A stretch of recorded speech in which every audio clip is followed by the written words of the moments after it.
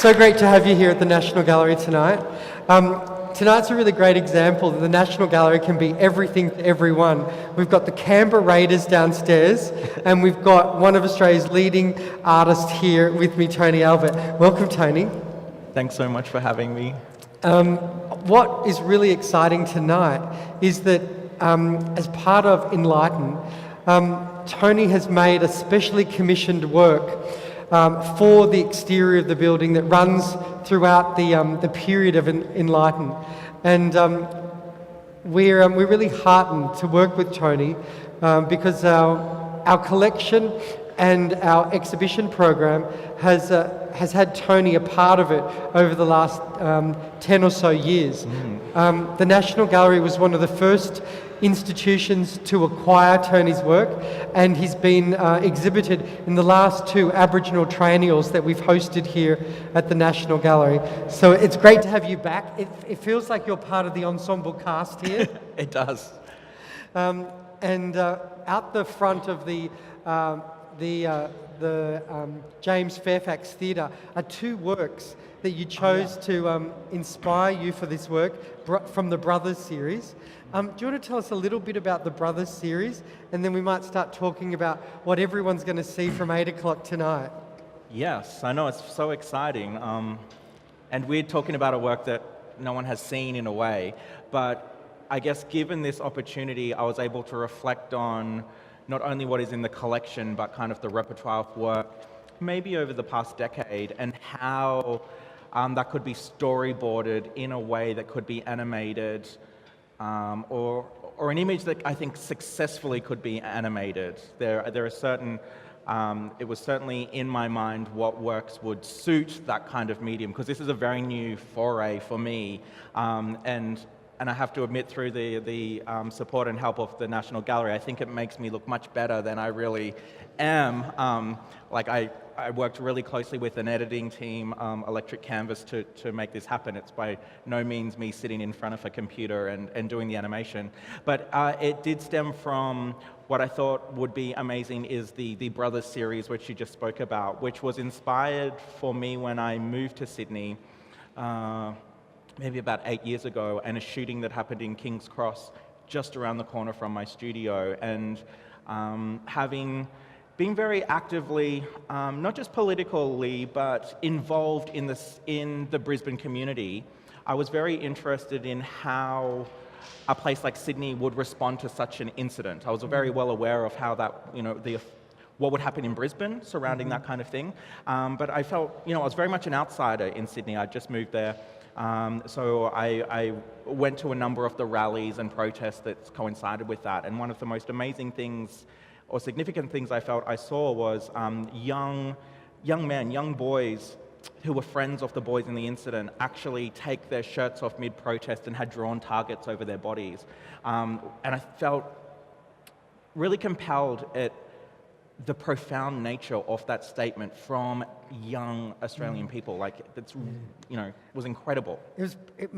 It sounds like it was a really courageous act. Incredibly, yeah. And I'm sure they weren't used to taking their shirts off, and to emblazon themselves with a target is a pretty gutsy thing to do.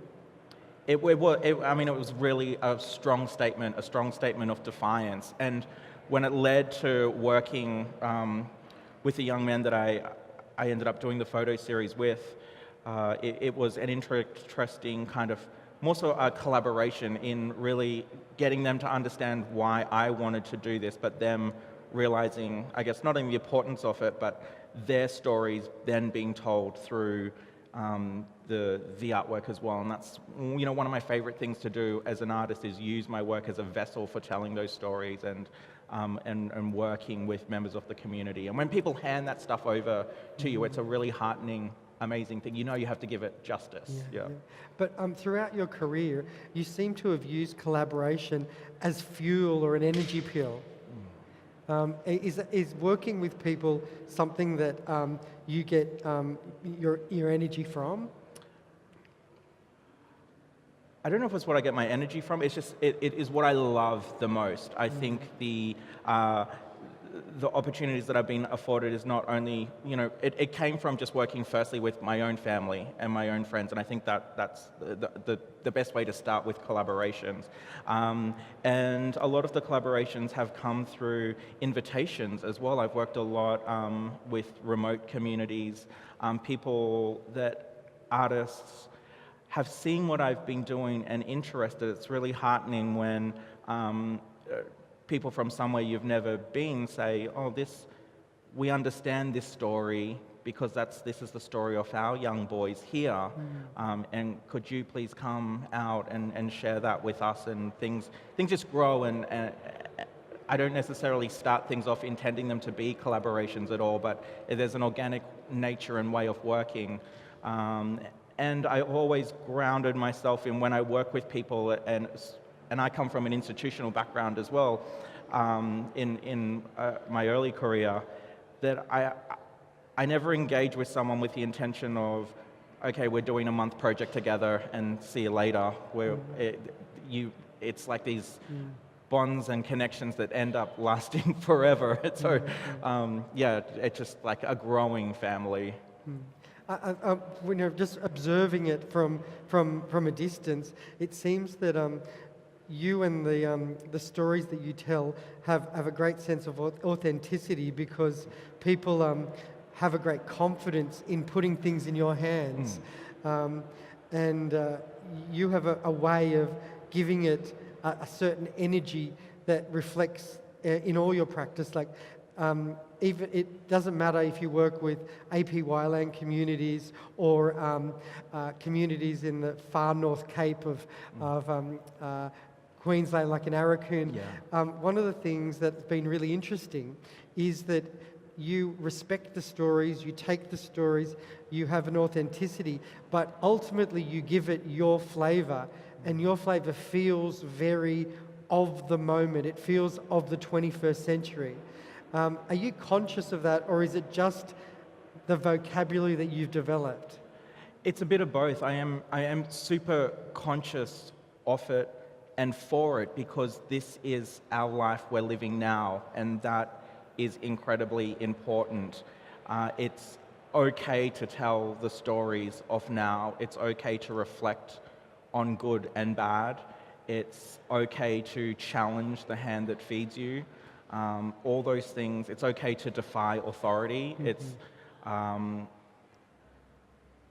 It's done strategically. It's done sometimes with humor, sometimes with force, sometimes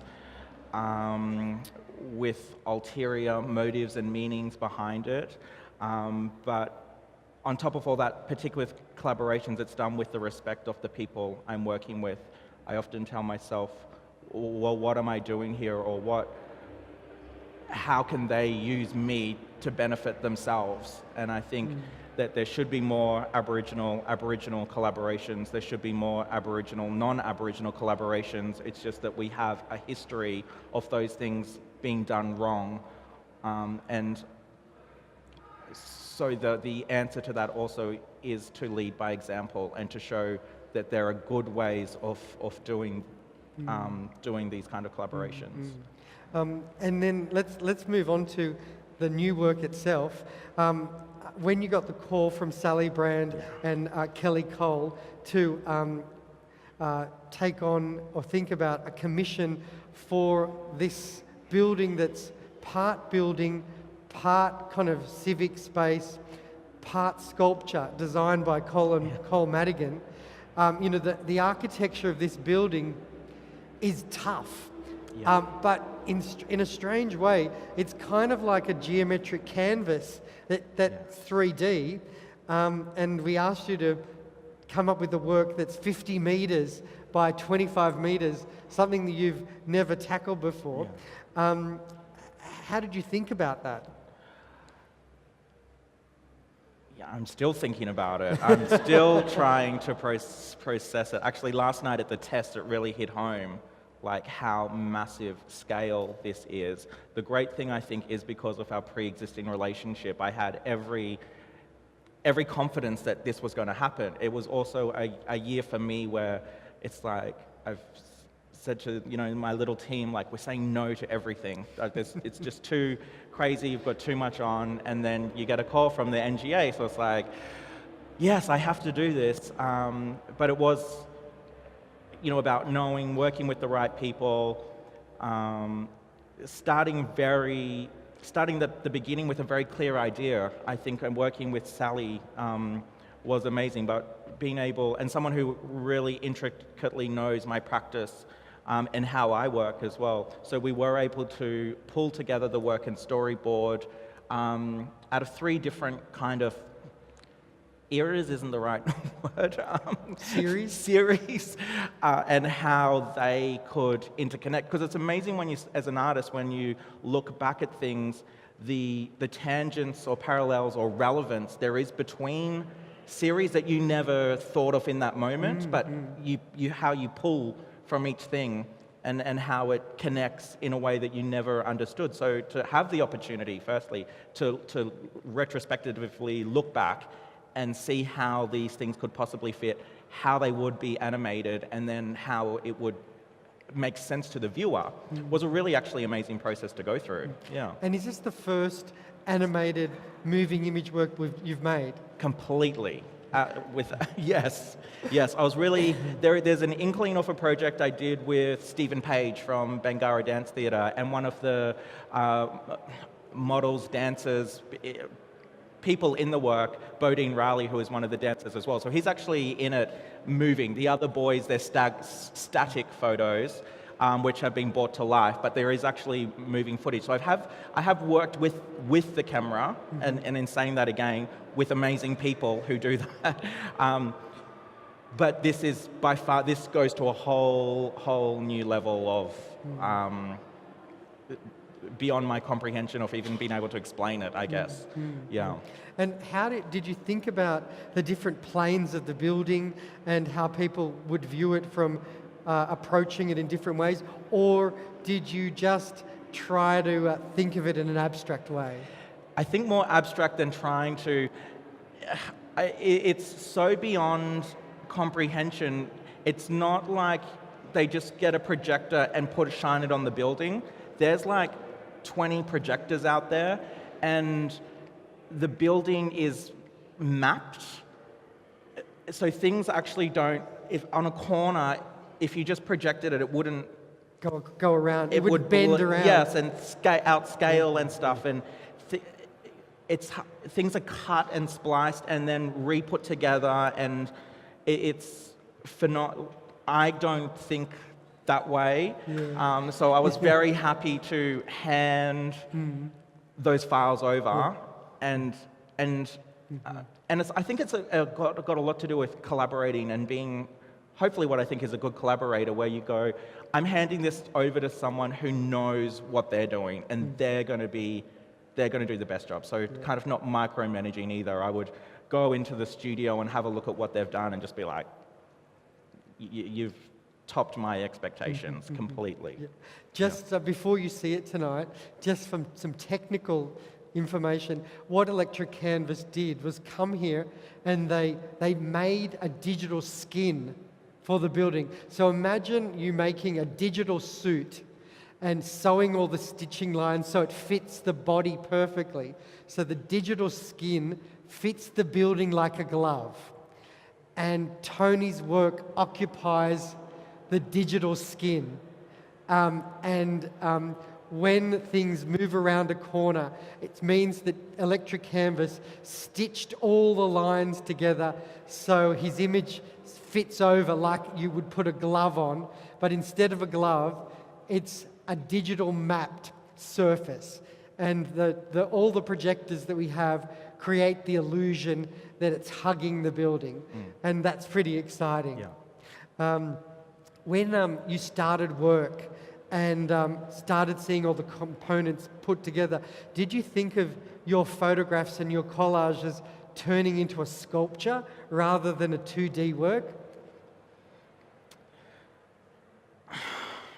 Not really. I still really don't know how to verbally talk about it, because it is.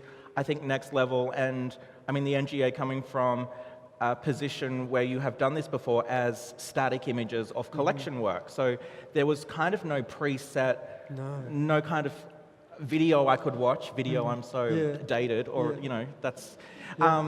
And that, I think that's a really important point.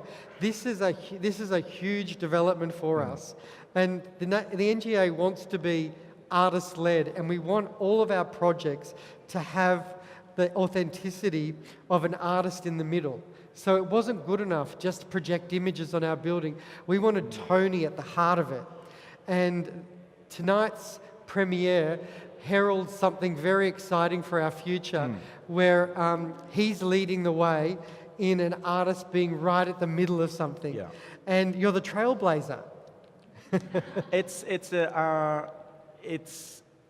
I mean, it's such an interesting thing to do, but something I believe in wholeheartedly. And having had the opportunity to work with colleagues, Hetty Perkins is here, who always maintains on any forums we sit in, give the project to an artist, give new technology to an artist, just give a product to an artist, and they will come back to you and will have teased it out. They will know, you know, that's what we do. And I think that's a really important statement you've just made. Like, if you want, you know, you could have easily just done this project yourselves when these are the works from the collection, but, you know, you put that trust and that ambition into an artist's hands. And then as artists, when we get to do that and we get to look at the landscape of the building and how it works and how things move around the corner and what images that would work on. There's text, those beautiful columns and how they would be read in conjunction with the rest of the building. It's that whole spatial awareness that I think an artist thinks about is, I mean, it's testament, I think, to very good leadership in handing these projects over to artists. So tonight, when we start screening it, what are your favourite things that people should look for in the presentation? Yes. Well, it's only 6 minutes, so you have multiple opportunities to see it. So I'd say to maneuver around different places as well, like grab a drink. You can take your drink onto the road ride, and so you can enjoy it even more. And just look at it from different vantage points. You will get different ideas and different things happening pending where you are, because the scope is so big that it's actually not designed to sit in one spot and just to be able to see it all. I have quite a complex, I don't know what, I'm not minimalist is probably the You're best maximist. way. Yes. You're a maximist. So there's a lot of different things happening, but there is quiet moments and there is busier moments. The resolute, just the boys themselves and the beauty in their gaze within the work is quite incredible. I think there's just a lot to see and take in, so make sure you see it a few times and maneuver around the gallery. I've had a chance to have some previews. It's an incredibly arresting work with so much detail and full of beauty, but also language and a really strong political point of view, which embodies all of your work. Sometimes it's subtle, sometimes it creeps up on you, and sometimes it hits you over the head. And I love that you use different speeds in your practice. With this work, obviously, your political point of view about revising history and putting up history that we need to scrutinise and think about, that's something that's always part of the way that you've conceived your works. Yes. That's, my inspiration is quite often my day-to-day life, what I read, what I see, how I exist. And I really think in watching it, look at all those nuances. There's moments of kind of confetti layering and falling over, which actually looks really beautiful, but is very symbolic of a way in which a nation fanfares kind of over these heartbreaking stories. The tension between being visible and invisible is, something at the core and very important to me.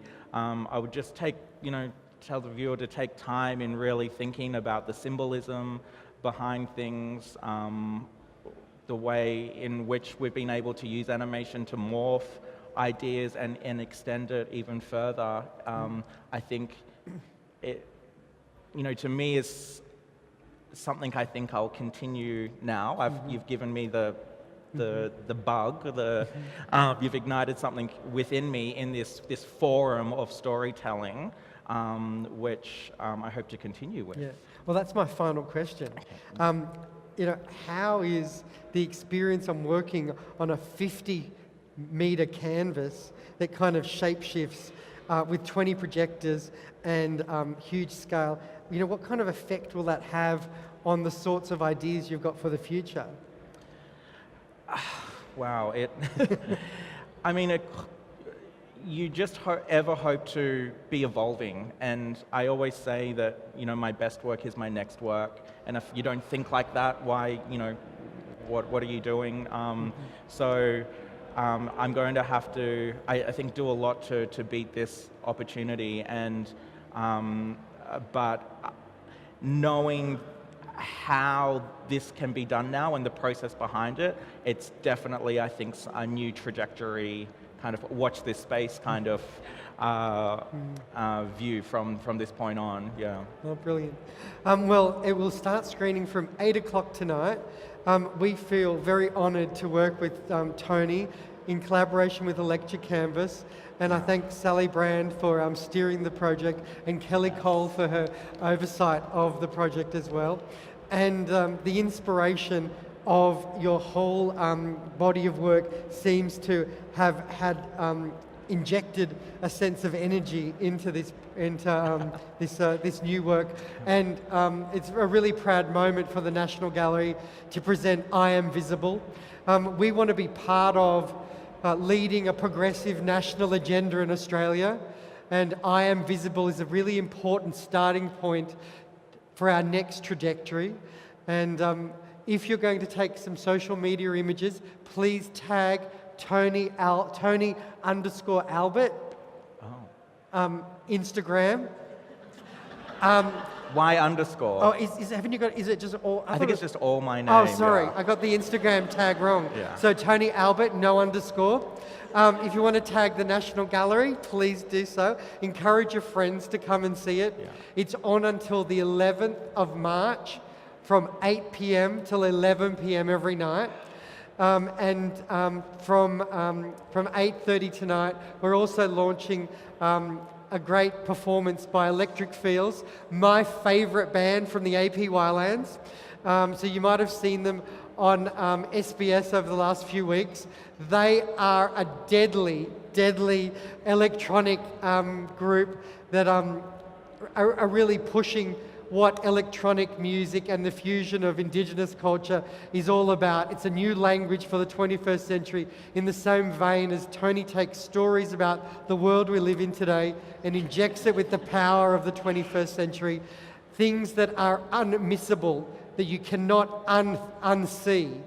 And the power of Tony Albert's work is that it sits in our minds because it's about the world we live in today, and he's got big, serious things to say about the world, but it's beautiful, it's fun, it's heartening, and it's full of passion. So please thank Tony Albert. Thank you. Thanks, Nick. Thank you.